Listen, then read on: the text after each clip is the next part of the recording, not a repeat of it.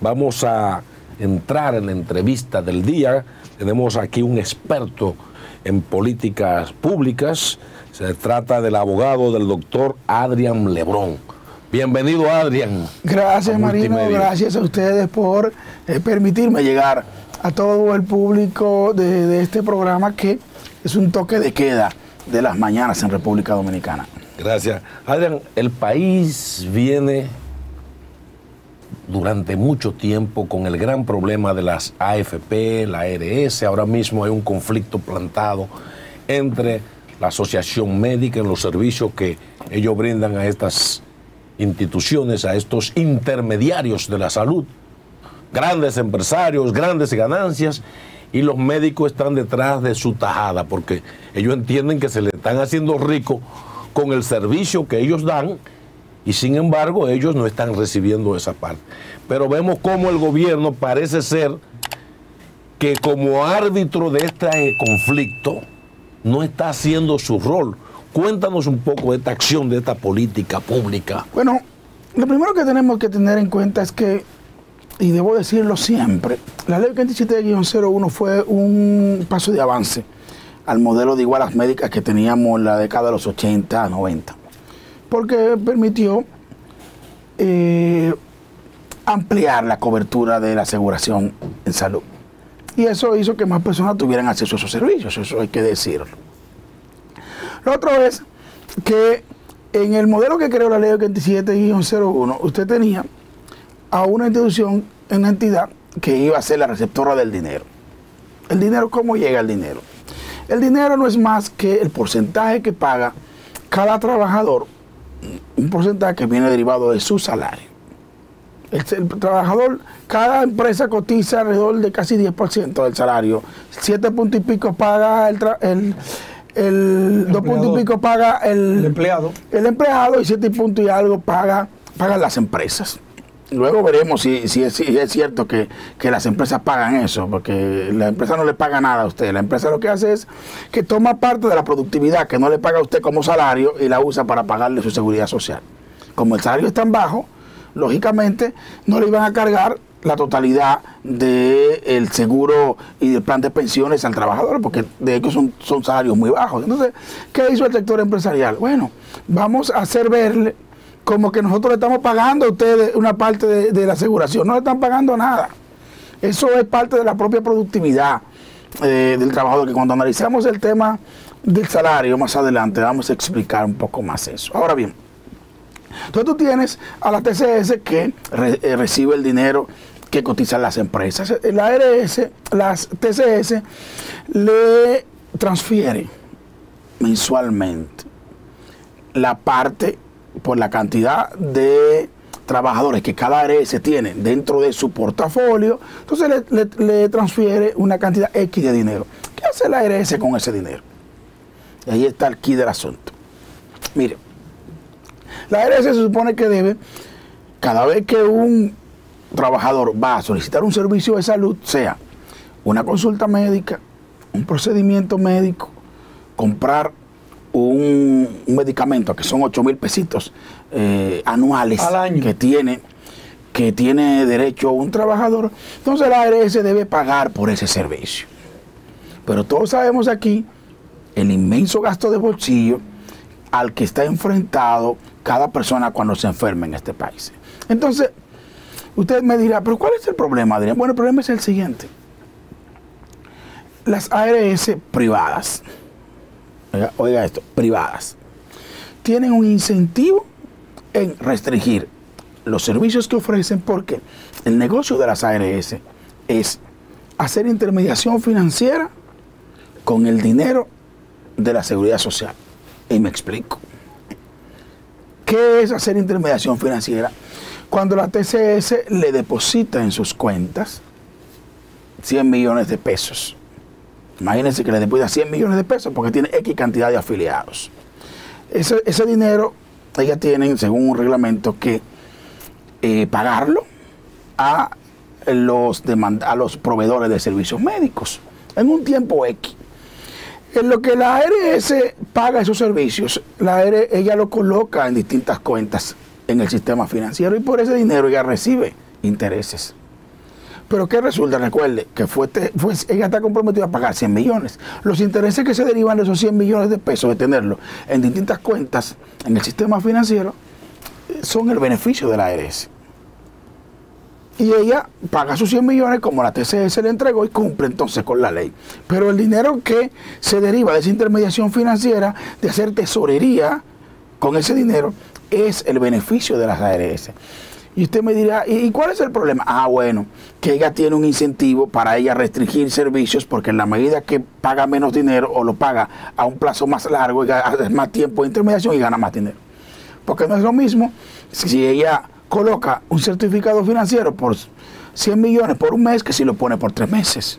Todo el mundo sabe cómo funcionan los mercados financieros. Entonces el juego es ese, restringir los servicios que doy para poder tener más dinero en mis cuentas, hacer intermediación, ganarme el diferencial y luego pagarlo.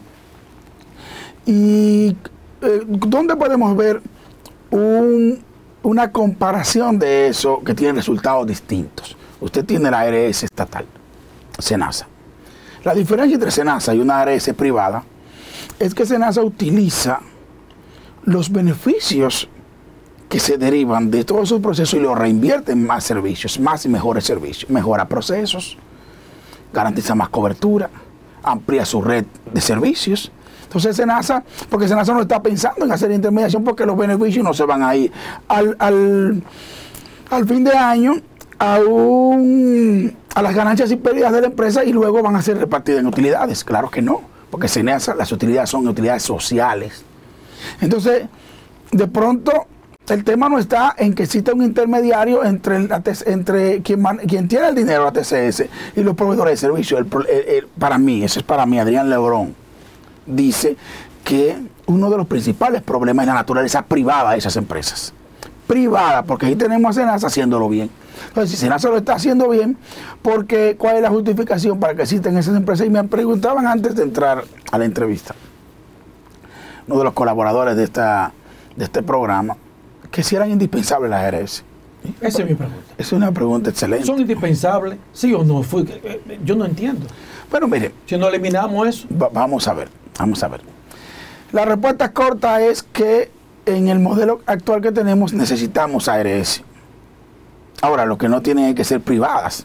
¿Te entiendes? El tema no es contra el intermediario, que en nuestro país le llamamos ARS. El problema no es un intermediario que le diga, porque vamos a ver, la salud, dice la Constitución que es gratuita, pero tiene un costo. Entonces alguien tiene que pagarlo.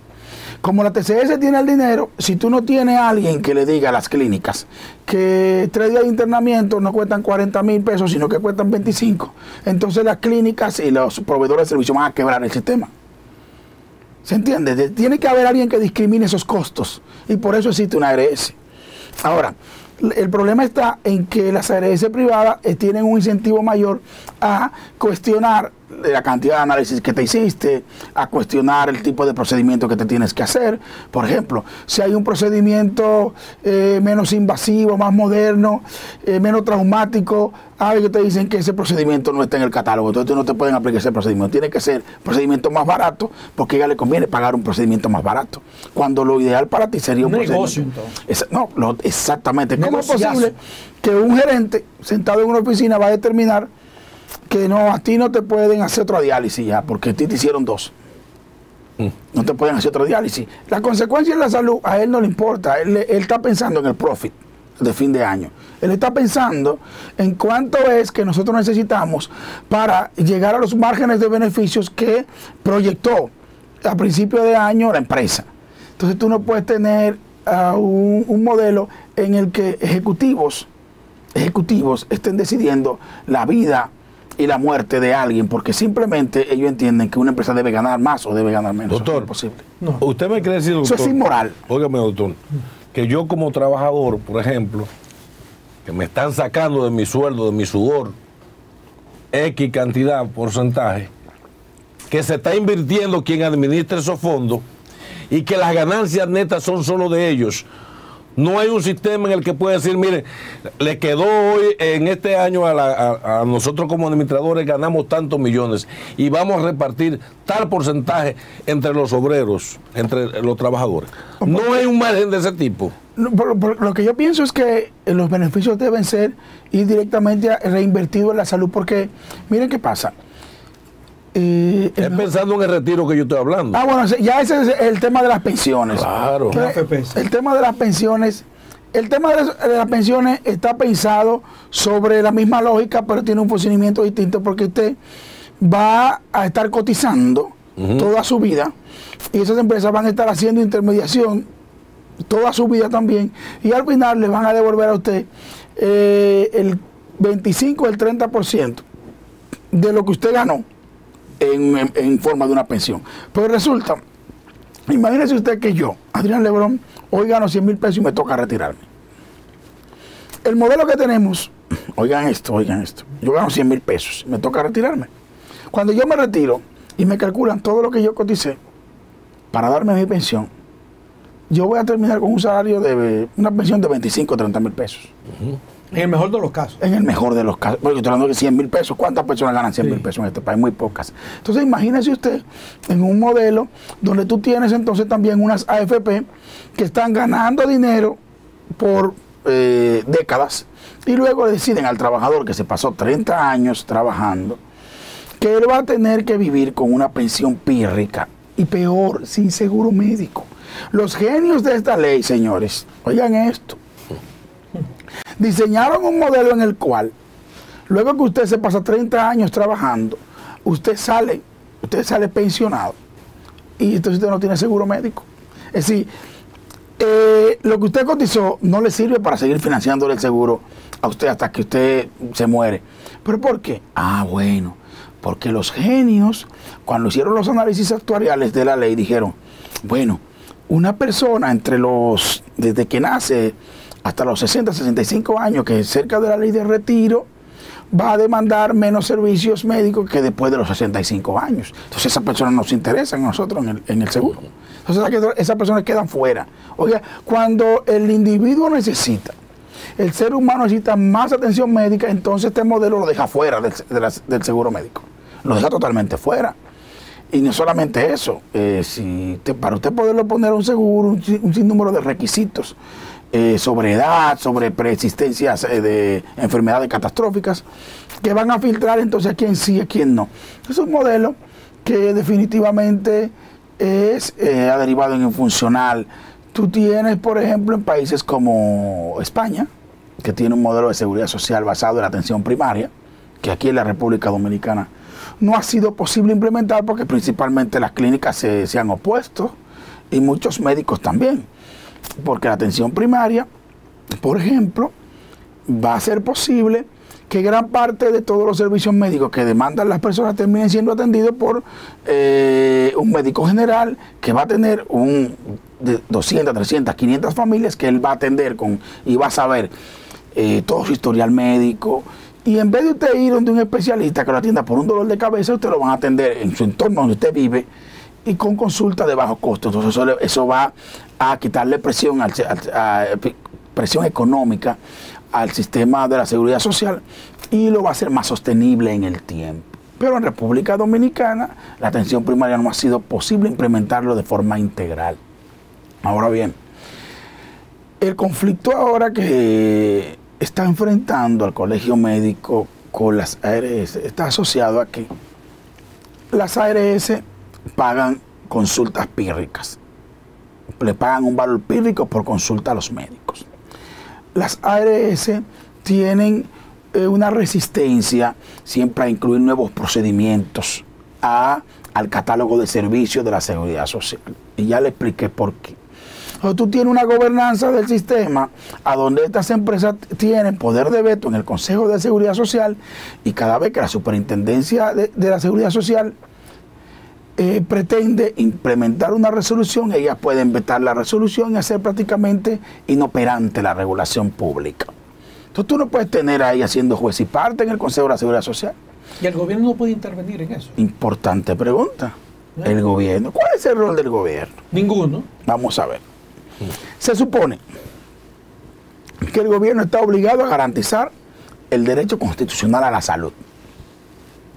Eso es lo que dice la Constitución. Esa es una obligación que tiene en el pacto social que tenemos, ciudadanos gobernados con gobernantes o ciudadanos con el Estado que los representa, está obligado entonces a garantizar ese derecho. Ah, bueno, pero es que el Estado diseñó una ley y una gobernanza donde tú permites que el ciudadano prácticamente no tenga defensa ante, por ejemplo, las prácticas de los propios médicos y las prácticas de las clínicas. ¿Quién regula las clínicas y los honorarios que cobran las clínicas? ¿Quién regula eso? Nadie. Se supone que lo debería hacer el Ministerio de Salud, pero no, eso prácticamente usted queda a expensa del médico cuando le factura y de la clínica cuando le factura. No hay para dónde correr. Y todo el que ha ido a un médico en este país sabe el estado de indefensión en la que queda usted cuando le pasan esa factura. Usted lo sabe, ¿verdad? Ah, no, que el seguro te cubre 1.500 pesos, pero tiene que pagar 3.000 pesos. Es como si usted no tuviera seguro. Así es. ¿Pero por qué? Porque los médicos también tienen un interés enorme, una motivación puramente pecuniaria, de que usted tenga un gasto de bolsillo alto. Ah, el médico quiere que usted le pague su honorario médico en efectivo.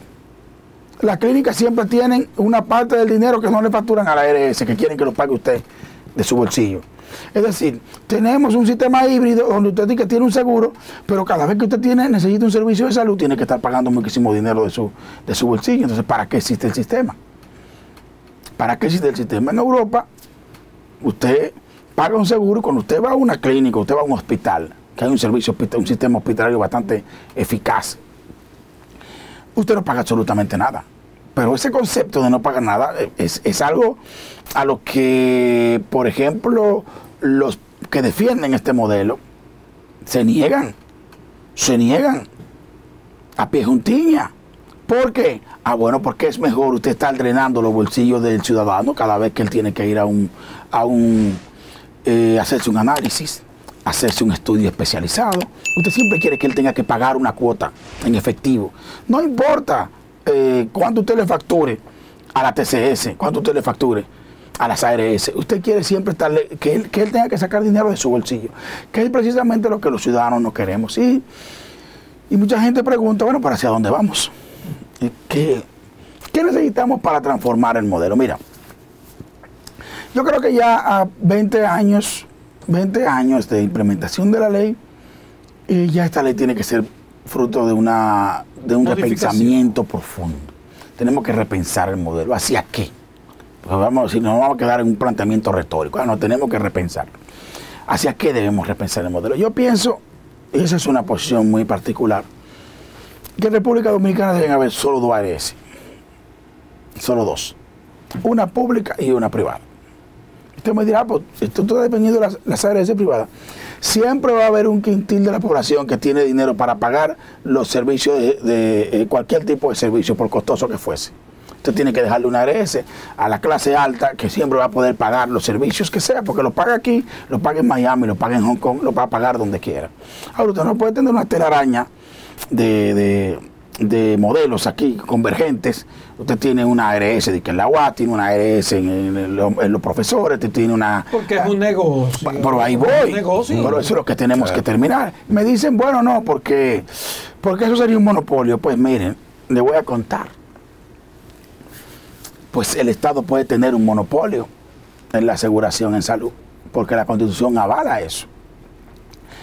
Por dos razones. Primero, pueden existir monopolios en beneficio del Estado. Y segundo, la salud y la educación son servicios públicos. ¿Qué quiere decir esto? Ah, bueno, que el Estado se reserva el derecho de determinar cómo se transan esos servicios. Mucha gente dice, no, que es un negocio. No, espérese.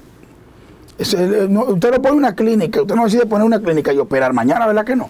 Porque el Estado le impone a usted una habilitación, unas reglas para que usted ofrezca ese servicio. Lo mismo pasa con un colegio. No es lo mismo que si yo quiero, por ejemplo, vender de pronto plátanos. Yo cojo para el mercado y compro plátanos y los vendo frente a mi casa. El Estado no me va a poner ninguna regulación por eso, por lo menos aquí. ningún tipo de limitación, pero para el servicio de salud sí le van a poner un control. Quiere decir que el Estado se reserva el derecho de determinar las reglas de transacción de esos servicios. El Estado podría perfectamente tener un monopolio en la aseguración en salud. Óiganme bien, yo no estoy diciendo que aquí puede existir una red de clínicas privadas, eso no hay ningún problema, el problema no está allí. El problema no está allí. El problema está en la forma como se ofrecen esos servicios y el efecto y el impacto económico que está teniendo en los bolsillos de la gente. Entonces tú tienes un modelo de éxito en la seguridad social que es SENASA. Los que cuestionan y critican te cubre todo. La administración del Estado. A lo que no se le puede dejar la administración al Estado. ¿Por qué? Es un argumento recurrido de los neoliberales a ultranza, que donde quiera que venga el Estado ven un problema.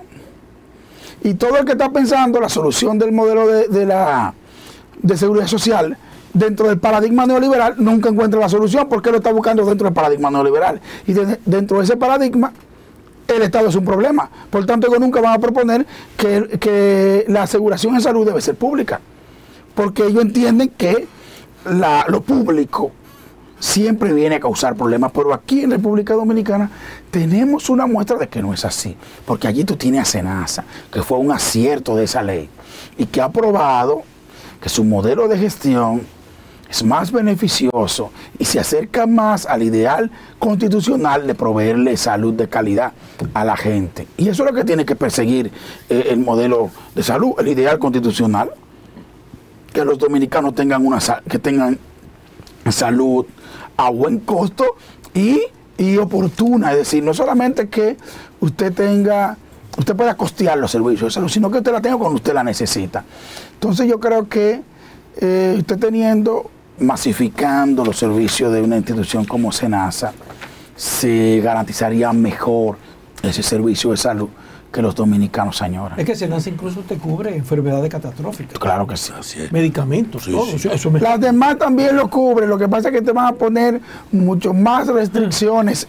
Porque la ley de seguridad social le impone las mismas condiciones a todas. Lo que pasa es que una están pensando en el profit de fin de año y las utilidades, y otra está pensando en cómo utiliza los beneficios para reinvertirlo en mejores servicios. Mira, Marino, una de las quejas también que tiene Marino, el colegio médico es de que cada una de esas ARS pues cobra lo que se antoja. Tú tienes 1%, esta tiene otro, o sea que no están unificados realmente en el cobro y en el pago a los médicos, o sea que hacen lo que da la gana. Por el poder de mercado que tiene una, porque no es lo mismo las que son líderes del mercado que las más pequeñas.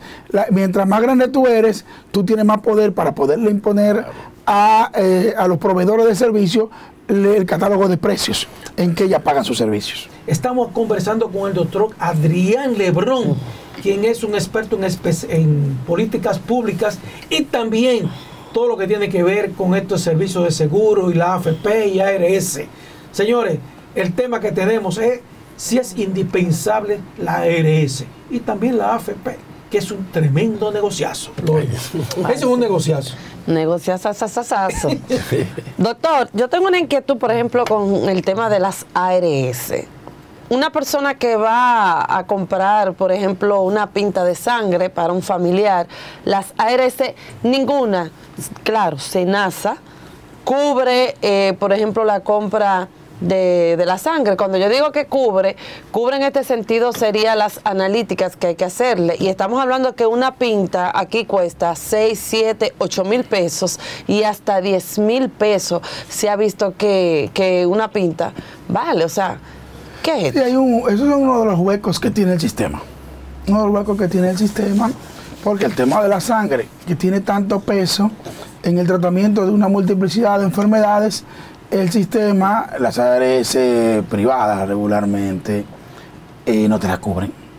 Es comprar la sangre. Un análisis, sí, pero la compra misma, a menos que tú no la quieras, por ejemplo, en la Cruz Roja, pero la mayoría de la gente de la Cruz Roja, la capacidad que tiene para suplir la demanda es muy, muy reducida.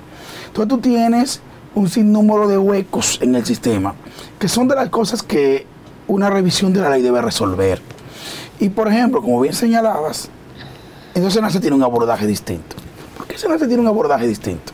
Bueno, porque SENASA no está preocupada por el profit. Y ahí es que está el tema, señor. ¿Cómo fue? SENASA no está preocupada por el porcentaje de ganancia y pérdida a fin de año. Mientras menos cosas cubre una ARS privada, más dinero tiene para ir a hacer, beneficios. Hacer intermediación, que es lo que le genera beneficios. Ese es el negocio de ellas. Claro que es un negocio invisible porque no parece estar asociado al sistema de salud. No tiene nada que ver con el sistema de salud. Tiene que ver con hacer tesorería. Y los financistas saben a qué me refiero. Es tener dinero en cuentas para tú colocarlo en distintas instituciones de intermediación financiera para que le den intereses por pero no es justo, porque por ejemplo hay personas que pagan 2,000 y pico de pesos mensual por un seguro y tienen también que pagar por el de la madre o por el del hijo o por el del papá, y cuando se presenta una emergencia que usted va creyendo que usted tiene su seguro que le puede cubrir, no le cubre nada, doctor. Entonces no están chupando, son unos vampiros, a la clara son unos vampiros aquí las ARS. Ese es el modelo que desafortunadamente nos creó la ley 87-01 y el modelo que tenemos que modificar. Sobre eso tenemos que, porque decíamos hace un minuto que el oneroso gasto de bolsillo, que es a lo que te refieres, es una de las patas cojas de este sistema, donde el ciudadano siente que aunque tenga un seguro, sigue recibiendo un impacto económico demoledor cuando requiere un servicio de salud, y no puede ser así. Entonces, aquí tenemos que sacar de la gobernanza del sistema, tenemos que sacar la ARS. Usted no puede tener ARS en el Consejo de Seguridad Social, determinando cómo que se le va a aplicar la ley. Eso es lo primero que tenemos que hacer. Si usted quiere ser un agente de mercado, sea un agente de mercado, pero no quiera también estar en la institución de regulación. No quiera ser juez y parte. Entonces, eso tenemos que resolverlo. Yo, de manera muy particular, planteo un repensamiento completo de esto y creo que esa ley debería tener solamente 2 ARS. Una pública. ¿Qué es SENASA? Sí, se masifica SENASA, y una privada para los sectores de mayor poder adquisitivo. ¿Y cuál de las privadas usted cree que son, que tienen misericordia de nosotros? ¿Cuál? Bueno, ninguna, porque es que el modelo de aseguramiento. Fundirla todita. De aseguramiento, no. Si en caso de eso se va a diseñar una forma de crear estamos listos nosotros. Va a haber conflicto. Es que el conflicto va a haber, pero ¿sabe qué es lo que tiene? Hacia dónde debe mirar el Estado. A propósito de la pregunta que nos hacía Marino más temprano, ¿cuál es el rol del Estado en proteger al ciudadano? Entonces tenemos que tener un modelo que le ofrezca más protección a los ciudadanos. Eso es otro Estado, pero no es nuestro. Exactamente, pero vamos a ver, ¿cómo se lograría eso? Miren, si la seguridad social en República Dominicana, como en todos los países donde ha imperado el modelo neoliberal, es un negocio de las élites empresariales. Y de la única forma que los ciudadanos recuperaríamos el control de nuestra propia seguridad social es con presión social. Tenemos que poner ese tema en el discurso de los políticos para que ellos comiencen a prometerle a los ciudadanos que ese modelo hay que revisarlo. Pero no como lo está haciendo este gobierno, que mirando el conflicto como que ellos no son parte. Ay, no, pero no nos diga eso, que nos prometan, porque entonces vamos a montar lo mismo, doctor. Bueno, es que en el modelo democrático... Es promesa y promesa. No, lo que pasa es que el modelo, la forma de la gestión democrática es que los ciudadanos exigen y el Estado debe darte, o los gobiernos deben darte. Sí. Porque ¿cómo lo hacemos? O vamos a las escarpadas montañas de Quiqueya a cambiar el sistema. No lo vamos. Yo soy un demócrata, creo que debe ser desde la política que hay que cambiarlo. Pero entonces los ciudadanos hay que empoderarlo para que entiendan que solamente ellos exigiendo, y si es necesario tendríamos que salir a las calles a exigirlo. Una reforma profunda del modelo de seguridad social, y no solamente del aseguramiento de salud, sino del tema de las pensiones, porque no puede tener, como decía, 4 empresas que no tienen empleados, no tienen el dinero y tampoco son las que determinan cuáles son los productos financieros en los que se va a invertir el dinero. Ellas lo único que tienen es un software. ¿Es un oficinista? Sí, tienen un software donde reciben el dinero que la TCS les deposita, y luego ellas deciden en cuáles de los instrumentos financieros, que son básicamente certificados del Banco Central, letra del Tesoro, y con el tema de los fideicomisos, unos fideicomisos que pueden también invertir, bonos también, pueden también invertir el dinero de las AFP. Entonces, yo te digo a ti, ¿por qué tenemos que tener a unas empresas ganándose un porcentaje de ese dinero? Porque simplemente el Estado le otorgó esa posibilidad. Si el Estado se la otorgó, aunque como me dijo alguien en un programa hace años, no, pero eso es lo que dice la ley. Bueno, sí, porque ¿quién hizo la ley? Si la ley dice eso, lo que tenemos ahora que diseñar una ley que no diga eso. Cambiamos el diseño. El tema de las AFP planteó algo parecido que con las ARS. Debe haber simplemente un fondo soberano que maneje los fondos de pensiones. Doctor, pero la gran preocupación que uno tiene es como que hace falta más educación en la población, sobre todo los que cotizan. Porque usted se imagina que esta lucha que ha estado haciendo el diputado Botello con grupos de obreros que han estado pidiendo que le adelanten un 30% por una crisis en un momento dada, y que ahora el 27 de febrero fueron allí en los entornos del Congreso a protestar, y del mismo gobierno, los mismos partidarios de ese gobierno, gente pobres y obreros, le entran a pedrar a quienes están reclamando también. Porque ellos desafortunadamente, en el reduccionismo en la que muchos de los dominicanos toman decisiones, ellos no están viendo que la transformación del modelo de seguridad social les beneficiaría a ellos. Están pensando simplemente que están presionando a su presidente. Sí. Lo ven desde el punto de vista puramente político electoral, que le están haciendo un efecto a la imagen del presidente. Sí. Sobre ese tema del 30%, puede parecer un contrasentido, pero yo no estoy de acuerdo con el tema del 30%, porque yo creo que debe existir un fondo de pensiones. Lo que yo cuestiono es que ese fondo sea privado. Si el modelo previsional lo que pretende es que prácticamente que el Estado le imponga a usted un modelo a donde le ofrece un poco de protección, incluso lo protege de su propia irresponsabilidad. Porque si usted trabajase, imagínense que cada quien, vamos a decir que no hay fondo de pensiones. Vamos a dejar que cada individuo decida qué tanto ahorra para su retiro, él por su cuenta. Usted sabe lo que va a pasar. Al final el Estado tendrá un problema de tener miles de personas que no tienen ningún tipo de protección. Cuando se retiren, el Estado va a tener que cubrirlo. El Estado va a tener que encontrar una solución a eso. Entonces, ante esa realidad, el Estado crea un modelo de pensiones para que usted mismo se le descuente de su propia productividad y le permita a usted vivir sus últimos días. Ahora, vivir sus últimos días. Ahí está. Pero ¿de qué manera? Es un modelo injusto, porque claro. Usted recibe una pensión pírrica y peor, que queda sin seguro al final. Entonces, yo creo que es inmoral también tener a 4 o 5 empresas allí, llamadas administradoras de fondos de pensiones, que se benefician de una proporción de los intereses que este dinero genera en el sistema financiero. Cuando oigan, ni tienen dinero, ni tienen empleados tampoco. Es decir, los trabajadores no son de la AFP, el dinero no es de la AFP. Pero los instrumentos tampoco, es lo que genera la rentabilidad, tampoco es de la AFP. Lo único que hacen las AFP es que supuestamente ya aplican una inteligencia financiera para determinar dónde ese dinero genera mayor rentabilidad. Pero en República Dominicana ese es un sistema bastante reducido, porque son 4 o 5 productos. La canasta de productos, lo que pueden invertir son muy pocos, y la mayoría son del propio Estado. Es decir, el Estado lo tiene todo. Y si el sistema colapsa, también el responsable sería el Estado.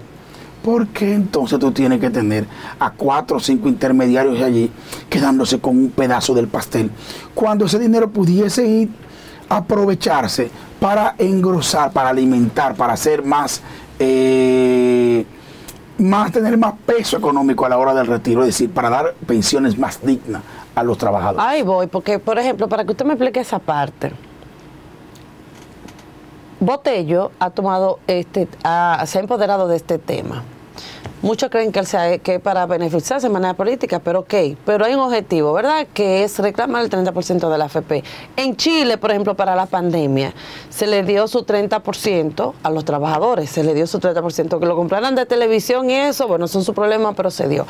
Aquí se dice que no se puede dar, porque si se da, eso va a lacerar la economía dominicana, etcétera. ¿Cuál es la realidad que hay con relación a este tema del 30% de la AFP? En Chile se otorgó, bueno, se negoció. Los trabajadores cotizan el 100% de su fondo de pensión. Son ellos que pagan su fondo de pensión y pagan su seguridad. Pero el salario en Chile también es mucho, el salario mínimo en Chile todavía es mucho más alto. Así que ellos el salario que tienen les permite cotizar. Como el salario mínimo ya, ¿cuál sería? En dólares, por lo Sí, menos. son como 500, ¿Cómo? 500, sí, entre casi $500 el salario mínimo. Entonces, digo, también se quejan allá, vaya usted a ver, Sí. yo también se queja, pero el salario mínimo allá es más alto. En República Dominicana tenemos un salario mucho más bajo. Pero entonces, ¿qué es lo que pasa con, cuáles son los argumentos que se esgrimen para no dar el 30%? Dentro de que pues, generaría inflación, ciertamente, pero también yo les digo a ustedes de manera muy particular lo siguiente: si usted le saca el 30% a su fondo de pensión, usted va a tener que cotizar al final de su vida mucho más para poder retirarse, que eso es algo que el inmediatismo tal vez no nos está dejando ver. Es decir, usted no, olvídese de la inflación, olvídese de los efectos macroeconómicos de dar todo ese dinero. Es que yo, Adrián Lebrón, a ustedes, si le saco el 30% a un fondo que de por sí me va a dar a mí una pensión pírrica sin sacarle nada, imagínese si usted le saca el 30%. Usted me dirá, pero es mi dinero, yo hago con él lo que me dé mi gana. Sí, en principio es así. Ahora, ya le decíamos por qué existe un sistema previsional. El sistema previsional existe para que el Estado no tenga al final una crisis con personas que vivieron su vida, nunca ahorraron un centavo y ahora necesitan que alguien los socorra. ¿Y quién es que lo va a socorrer? El Estado, porque tiene, al fin y al cabo, todos los problemas sociales de quién son responsabilidad. Son responsabilidad del Estado. Entonces, para eso existe un fondo de pensiones, señores. Sacar el 30%, yo creo que Botello, que yo creo que en principio puede tener un propósito altruista, muy de contenido social, pero yo creo que entonces no aborda la profundidad del problema. El 30% no va a resolver nada a largo plazo, no va a resolver nada, dejaría el modelo tal cual es. Yo creo que deberíamos tener un abordaje más profundo, más integral, para entonces que tenga un efecto en la vida a largo plazo de las personas, como por ejemplo que repercute en mejores pensiones y que repercute en mejores servicios de salud. Eso pienso yo.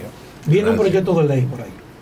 Un proyecto de ley que lo va a someter el senador de La Vega, Genao, donde solicita un 15%. Me imagino que llegarán a un 10%, pero viene un proyecto Pero de ley. todavía está el proyecto de ley a la seguridad social ahí. Eso no va a prosperar. Lo tienen ahí dormidito. Eso no va a prosperar.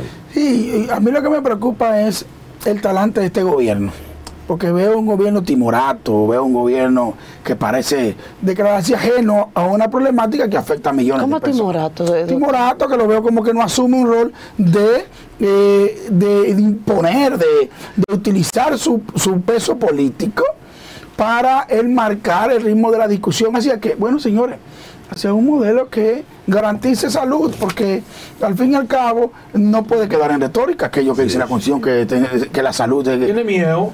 tiene lo que para es un gobierno que tiende más Empresario, gobierno empresarial. Esa visión corporativista del Estado, hace que ellos se sientan más cómodos con las élites que con las personas. Y yo creo que ahí son cosas, es como el tema del salario. Pero ¿cómo con la élite? Porque con la élite que con la persona. Sí. O sea, que con nosotros los ciudadanos. Sí, con las élites empresariales se siente más cómodo. Esta visión de corporativización del Estado que hemos estado viendo en estos casi 3 años de gestión apunta a que el gobierno está más propenso a garantizarle a estas élites que han estado extrayendo rentas de este país por décadas, que ese modelo se siga manteniendo. Y no hay ninguna duda de que la seguridad social fue un intento de las élites de extender sus tentáculos hacia el área de la salud, y estamos viendo las consecuencias. Aunque avanzamos con el tema de la aseguración, el modelo tiene deficiencias que tienen que ser abordadas, porque de lo contrario yo auguro en el corto plazo una crisis que va a impulsar mayor presión social y que es posible que los que no nos den por la buena termine la sociedad, el pueblo arrancándose por la mala. Doctor, tienen miedo. Doctor, gracias por haber estado con nosotros. No, tú viste, me acordó. Ellos se cantean con la clase política también. Ay, eso hay que decirlo. Loreto, se cantean con los políticos. Doctor, yo no sé ahí. Se olvidan del pueblo. Doctor, gracias por haber estado con nosotros. Muchas gracias a ustedes por invitarme. Yo siempre dispuesto a compartir con ustedes en este programa.